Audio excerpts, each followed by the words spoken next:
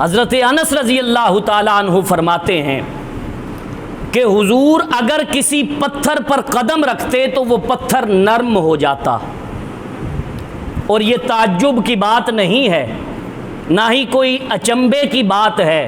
حضور جنہیں اپنا جد امجد کہتے ہیں، حضرت ابراہیم علیہ نبینا صلاۃ والسلام، ان کے قدم لگا پتھر آج بھی حرم کعبہ میں موجود ہے۔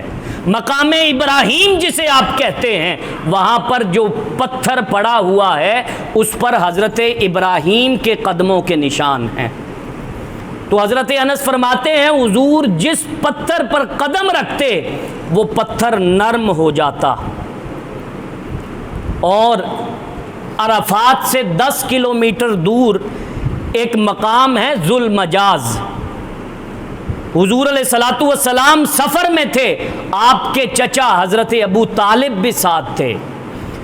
آپ کے چچا نے کہا کہ بھتیجے مجھے پیاس لگی ہے، ارد گرد پانی کا کوئی انتظام نہیں۔ حضرت انس فرماتے ہیں اللہ کی عزت کی قسم، حضور نے اپنے پاؤں کی ٹھوکر ماری، اور حضور کے پاؤں کی ٹھوکر زمین پر لگنے کی دیر تھی کہ وہاں سے ایک چشمہ جاری ہو گیا۔ حضرت ابو طالب نے پانی پیا، حضور علیہ الصلوۃ والسلام نے کہا چچا اور پیجئے، کہا نہیں بس اتنی ہی طلب تھی۔ حضور علیہ الصلوۃ والسلام نے پھر ٹھوکر ماری زمین پر اور وہ چشمہ بند ہو گیا۔ میں پوچھنا یہ چاہتا ہوں کہ جس نبی کے قدموں کی ٹھوکر میں اتنی طاقت ہے، اس نبی کی زبان کا عالم کیا ہوگا؟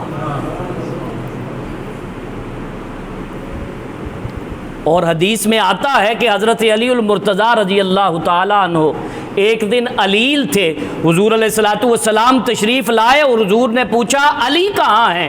کہا وہ بیمار ہیں۔ حضور علیہ الصلوۃ والسلام مسجد نبوی میں تشریف لے گئے، حضرت علی لیٹے ہوئے تھے، حضور نے ہلکی سی پاؤں سے ٹھوکر ماری، اور حضرت علی المرتضیٰ کہتے ہیں خدا کی عزت کی قسم میں اس دن جس مرض میں مبتلا تھا، میں جب تک زندہ رہا وہ مرض دوبارہ پلٹ کے مجھ تک نہیں آیا۔ اور مفتی احمد یار خان نعیمی رحمۃ اللہ تعالی علیہ وہ اس حدیث کی شرح کرتے ہوئے لکھتے ہیں کہ میں حضور کی بارگاہ میں دست بدستہ عرض کرنا چاہتا ہوں کہ حضور ایک قدم کی ٹھوکر، ایسی ہی قدم کی ٹھوکر اپنی امت کو بھی لگا دیجئے تاکہ امت کے سارے دکھ، سارے درد ختم ہو جائیں حضور کی ٹھوکر کی برکت سے۔